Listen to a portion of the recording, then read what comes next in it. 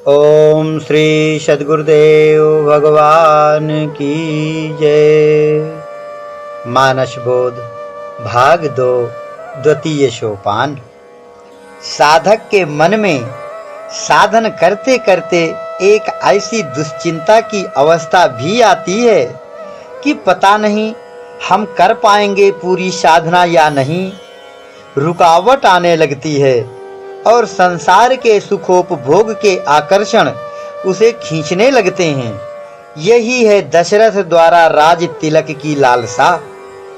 कर्तव्य की मदद से साधक इन संसारी आकर्षणों से विरत होकर सूक्ष्म साधना में आगे बढ़ना स्वीकार करता है। इंद्रियों के विषय भोगों का त्याग कर देता है। यह वनवास के प्रसंग का रहस्य है।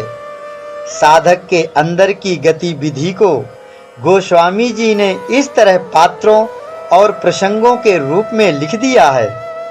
इस तरह से जब कैकेयी ने वरदान मांगे तो कैकेयी की बात सुनकर दशरथ परेशान हो गए। दसों इंद्रियों में चेतन का प्रतिबिंब दशरथ है। इंद्रियों को ज्ञान ध्यान साधन भजन की बातों में रुचि नहीं आती। इंद्रिय सुरन न ज्ञान सुहाई, विषय भोग पर प्रीति सदाई। इसलिए राज्य के ऐश्वर्य भोग की भावना है उनमें। अपने अपने विषयों में रस लेती रहती हैं ये इंद्रियां। जीभ रसा स्वाद चाहती हैं, घ्राण सुगंध चाहती हैं, कान शब्द में रस लेते हैं, त्वचा स्पर्श का सुख चाहती है, नेत्र रूप की तरफ दौड़ती हैं। इंद्रियों में चेतन का प्रतिबिंब है दशरथ। तो यह दशरथ कभी नहीं चाहेगा कि राम वन को जाएं, कि साधक आगे साधना में लगा रहे। वह स्थूल तक ही सीमित है। आगे की साधना सूक्ष्म स्तर की है। वहां इन इंद्रियों का यह रूप काम नहीं करेगा। बाहरी स्थूल विषयों में रस लेने वाला रूप नहीं रहेगा। अब रूप बदल जाएगा। इसलिए अब दशरथ की मृत्यु हो जाएगी राम के वन गमन के बाद।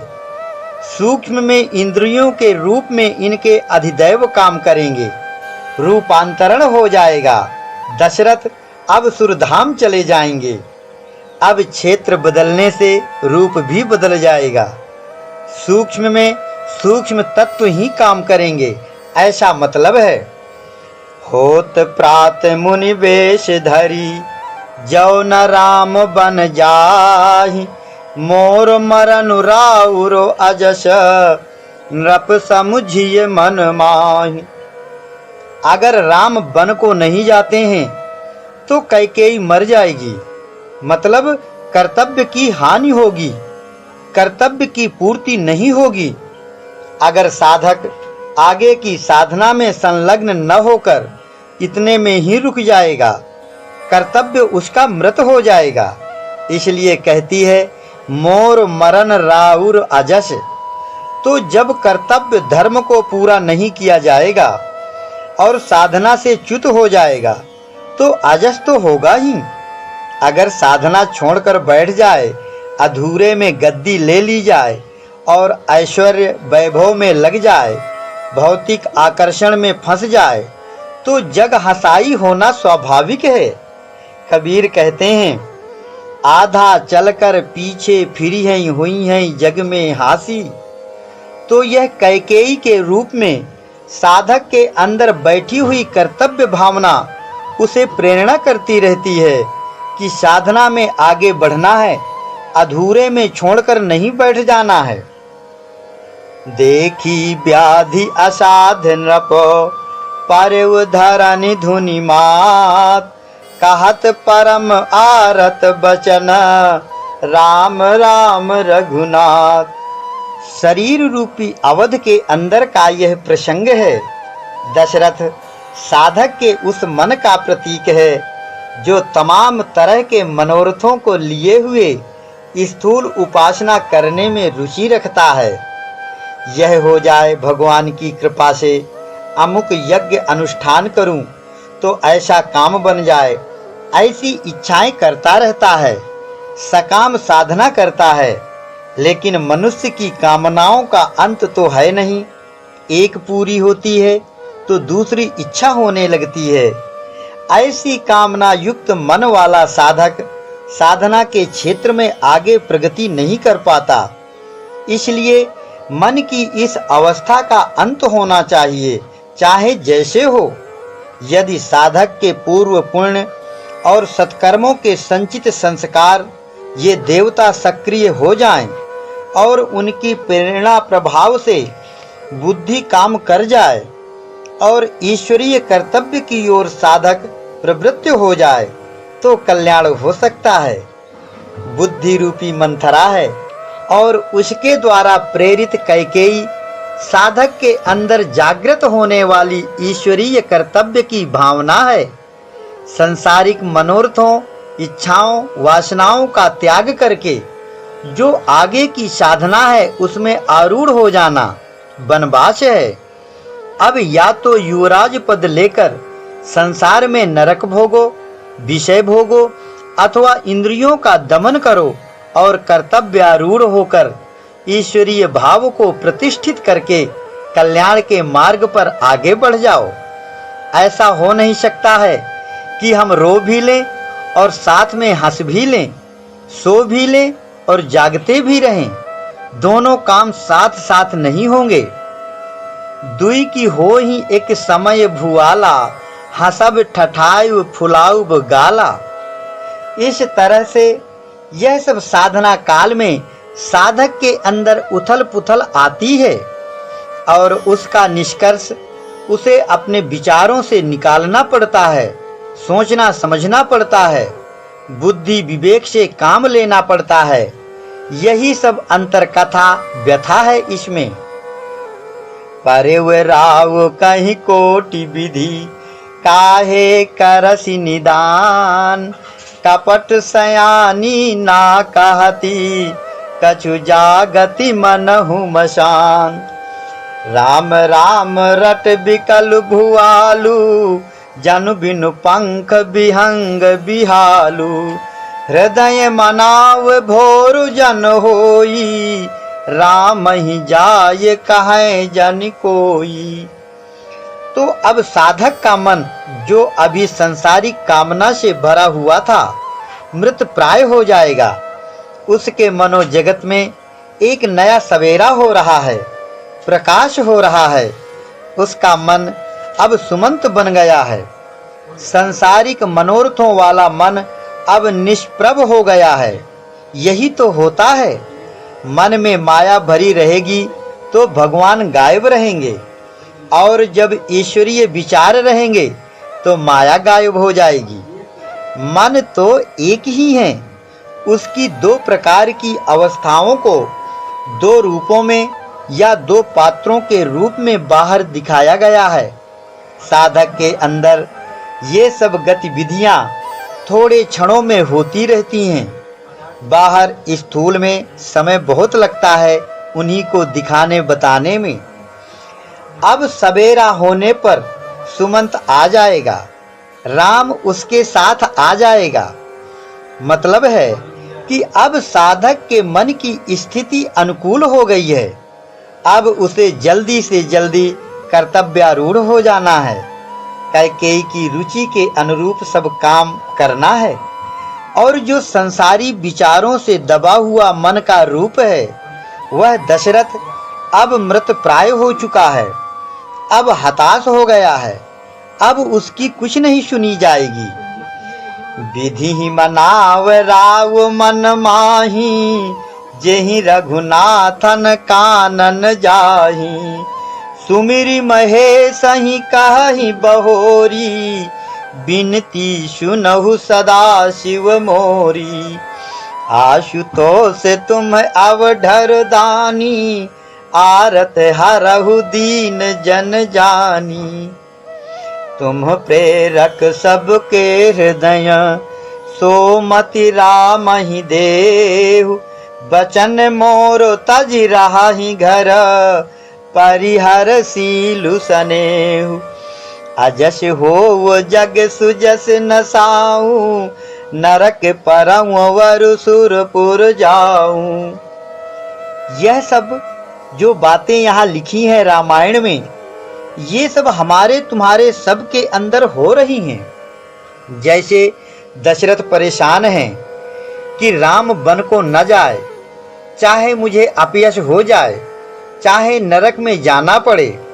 शंकर ब्रह्मा सबको मनाता है कि राम वन को न जाएं।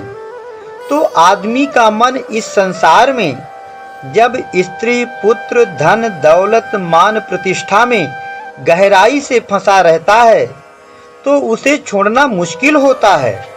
हर आदमी के अंदर माया का और ईश्वर का विचार रहता है, लेकिन स्थूल जगत का अभ्यास उसे फंसाए रहता है।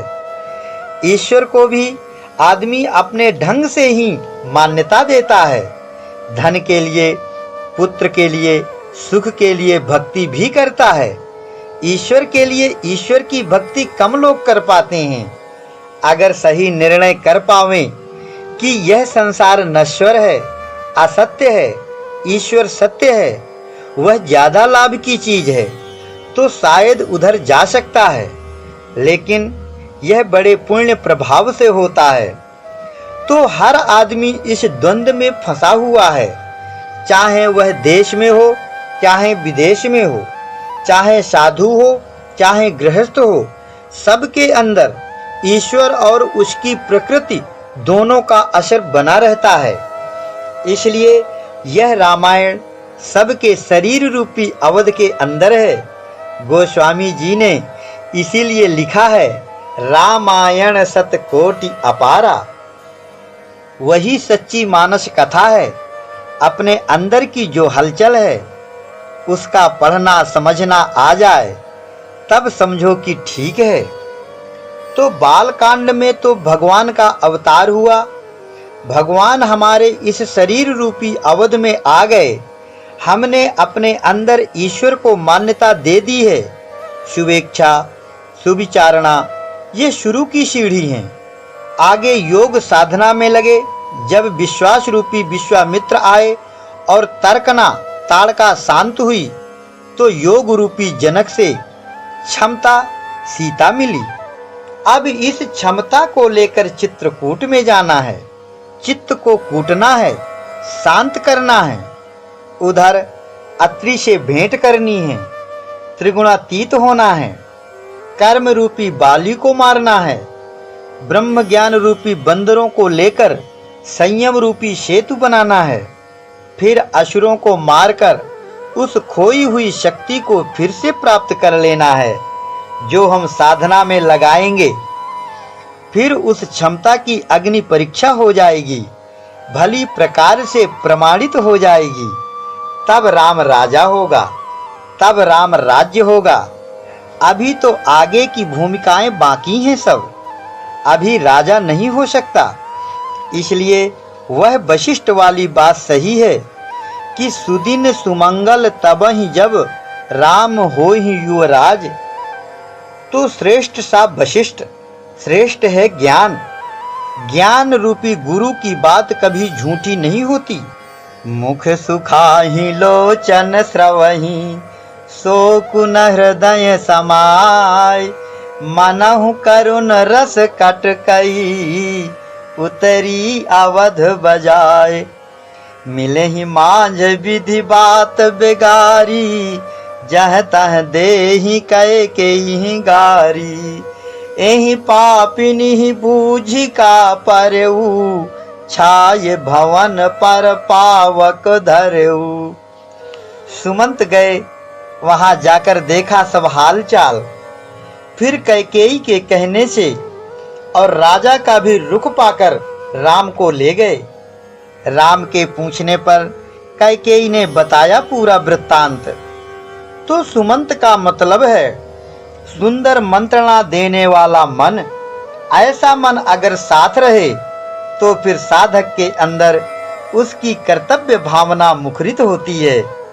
इसलिए कैकेयी ही बोलेगी, दशरथ अब चुप ही रहेगा। दशरथ का मतलब मन का वह रूप जो 10 इंद्रियों को लेकर स्थूल में रम रहा है।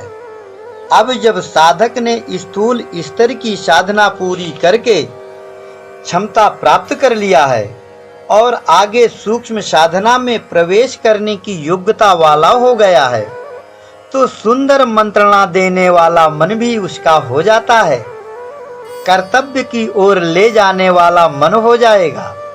और वह जो उधर स्थूल के ऐश्वर्य भोगों में फंसाए रखने वाला मन का रूप है दशरथ, वह अब हार मानकर मौन हो जाएगा, धीरे धीरे मृत प्राय हो जाएगा। और यह सुमंत रूपी अच्छा मन क्या करेगा? यह साधक को साधना पथ पर अग्रसर कर देगा, अयोध्या से निकाल कर ले जाएगा, वन मार्ग में संचालित कर देगा। तो कैकेयी की बात सुनकर राम ने 14 वर्ष के लिए वनवास में जाने का निश्चय किया और पिता को सांत्वना देकर कौशल्या से विदा मांगने गए। अवधवासियों ने वनवास की बात सुनी तो बहुत दुखी हुए। शरीर के जितने अवयव हैं यही सब अवधवासी हैं। तो जब सूक्ष्म की साधना में साधक तत्परता से लगेगा तो शरीर के खाने पीने सोने का ख्याल ही नहीं रहता, शरीर की परवाह नहीं करता। इसलिए ये सब शरीर के अंग प्रत्यंग रूपी अवधवासी अभी से परेशान हैं और कैकेयी को गाली देते हैं कि इसी ने सब मामला बना बनाया बिगाड़ दिया। अगर स्थूल साधना में ही रह जाते तो ये सब खुश रहते। स्थूल में तो शरीर का ही भरपूर ध्यान रहता है, आनंद ही आनंद रहता है। निरखि राम रुख सचिव सुत, कारण कहे बुझाय, सुनि प्रसंग रही मूक जिमी, दशा बरनी नहीं जाय। राखी न सकय न कही सक जाहू, दुहू भांति उर दारुण दाहू। भक्ति का स्वरूप कौशल्या है। मंत्री पुत्र का मतलब है मन के अंतर्गत जो पुण्य संस्कार हैं, पुण्यों के प्रभाव से साधक साधना में उत्तरोत्तर प्रगति करता जाता है, उसकी शक्ति भक्ति सब अनुकूल रहती है। कौशल्या रूपी भक्ति माता जो अभी तक स्थूल साधना में अनुकूल रही, अब आगे सूक्ष्म की साधना में भी साधक के अनुकूल ही रहेगी। कर्तव्य रूपी कैकेयी का आदेश उसे भी मान्य होता है। सुमति रूपी सुमित्रा भी कर्तव्य में बाधा नहीं बनेगी। इस तरह से साधक के पास अगर पूर्व के पुण्य हैं और साधना रूप नियत कर्तव्य पथ में आगे बढ़ने की दृढ़ता है, तो अंदर बाहर की सब परिस्थितियां अनुकूल हो जाती हैं। माता पिता और सभी का आशीर्वाद लेकर भजन में निकलना अच्छा रहता है। साधक के सामने बाधाएं कम आती हैं, तो यह बाहरी तरीके से भी ठीक है। समाचार ते ही समय सुनी, सीय उठी यकुलाय, जाय सासु पद कमल जुग, बंदी बैठ शिरुनाय। दीन है आशीष सासु मृदुबानी, अति सुकुमारी देखी अकुलानी। बैठी नमित मुख सोचती सीता, रूप राशि पति प्रेम पुनीता।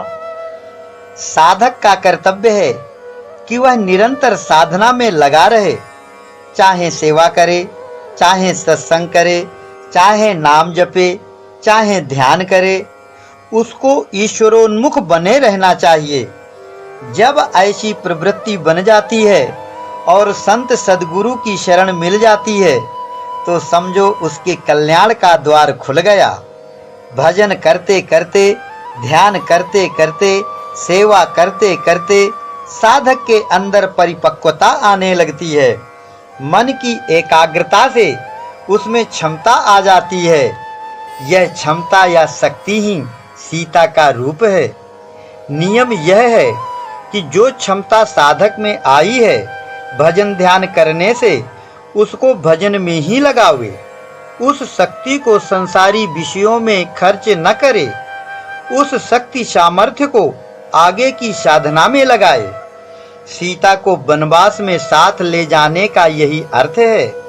सीता अगर साथ न रहती, आगे की कथा कैसे बनती? तो समझ लो, अगर अपनी भजन की कमाई को भजन में नहीं लगाया, संसार के ऐश्वर्य भोगों में उसका उपयोग करने लगेंगे, तो आगे की साधना में प्रगति नहीं होगी। साधक में और है क्या? भजन की कमाई के अलावा उसके पास और तो कुछ है नहीं।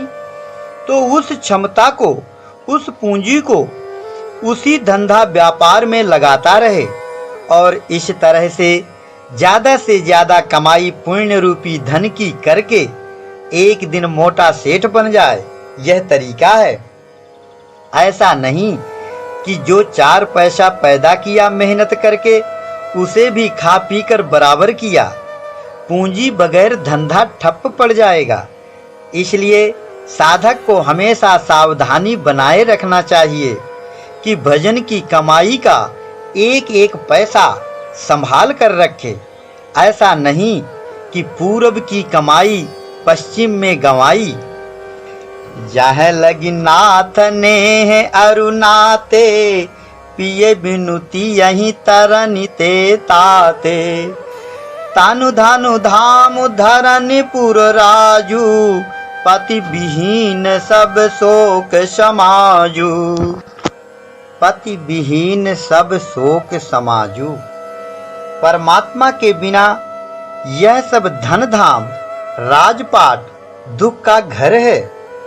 विश्वपति परमात्मा ही वास्तव में सबका पति है। उस पति के बिना सुख कहीं है ही नहीं। वही राम है सुख का धाम। सो सुख धाम राम असनामा, अखिल लोकदायक विश्रामा। ऐसे उस पति के साथ रहने में सुख है। तो साधक की जो गति मति है, जो क्षमता या कर्तव्य है, उस पति परमेश्वर को पकड़ लेती है दृढ़ता से और उस राम में रमण करती है सुरति, तब सुख मिलता है। संसार के पदार्थों में और बनावटी संबंधों में सुख नहीं है। सच्चा संबंध तो यह है कि जीव अंश है, परमात्मा अंशी है। उसे पाए बगैर सुखी हो नहीं सकता यह जीव। तब लगी सुख नहीं जीव कहूँ, सपने हो मन विश्राम। जब लगी भजिय न राम कहूँ, शोक धाम तज काम। इसलिए हमारे ऋषि मुनि संतों ने सच्चे सुख को पाने के लिए यह साधन भजन का रास्ता निकाला है। साधकों को यह अर्थ लेना चाहिए। परमात्मा को पति मान लिया जाए और उसे अपना मालिक बना दिया जाए और खुद को उसके हाथों में सौंप दिया जाए। अबला बन जाए तो काम बन जाए। अनेक संतों में यह पत्नी भाव देखने में आता है। मीरा में, कबीर में। तो जो खास बात है इसमें वह यह है कि जो पत्नी धर्म है, असल में वही साधक धर्म है। जैसे पतिव्रता में पति निष्ठा होती है, यही चीज साधक के अंदर परमात्म निष्ठा बनती है। इसमें सेवा, समर्पण, विश्वास, लगन, ध्यान सब आ जाते हैं। इसलिए गोस्वामी जी भी कहते हैं कि अस अभिमान जाय जनि भोरे, मैं सेवक रघुपति पति मोरे। उस पति परमात्मा के बिना सब दुनिया दुख का घर है। पति विहीन सब शोक समाजू। तो सीता राम के बिना नहीं रह सकती। तन बिन रहय छाह किमि छेकी। साधक और साधक की क्षमता दोनों एक ही हैं। क्षमता से ही साधक है और साधक में ही क्षमता है। सीता और राम अलग अलग नहीं हैं, दोनों एक हैं। गिरा अरथ जल बीच सम, कहियत भिन्न न भिन्न। ऐसा यह मामला है, अलग नहीं हो सकते। सधुवई के बिना साधु नहीं रहता। ये हाथ पैर पेट पीठ तो सबके होते हैं। साधक की क्षमता ही उसे साधक बनाती है। उसके बिना साधक नहीं कहा जाएगा। मातु चरण सिर नाय, चले तुरत संकित हृदय, बागुर विषम तोराय, मनहु भाग मृग भाग बस, गए लखन जह जानकी नाथु, वे मन मुदित पाए प्रिय साथु। लक्ष्मण विवेक का प्रतीक है, सुमति रूपी सुमित्रा से पैदा हुआ है। जिस साधक में सुमति है, जिसकी बुद्धि अच्छी है, उसके अंदर विवेक उत्पन्न होता है। विवेक का काम है कि सही गलत का विवेचन करे और गलत को छोड़े, सही को ग्रहण करे। कहते हैं कि हंस के सामने दूध और पानी मिलाकर रख दिया जाए तो हंस दूध को पी लेता है, पानी को अलग छोड़ देता है। इस तरह से सत असत का विवेक जिस संत साधक में है, वही वास्तव में हंस हैं। संत हंस गुण गहि पय, परिहरिवार विकार। सद्गुणों को धारण करे और दोषों का परित्याग करे, यही साधक का कर्तव्य है। तो अंतर जगत में विवेक है लक्ष्मण। यह राम के बिना रह नहीं सकता और राम भी लक्ष्मण के बगैर रह नहीं सकता। ज्ञान विवेक हमेशा साथ साथ रहते हैं, ऐसा मतलब है इसका। ओम श्री सद्गुरुदेव भगवान की जय।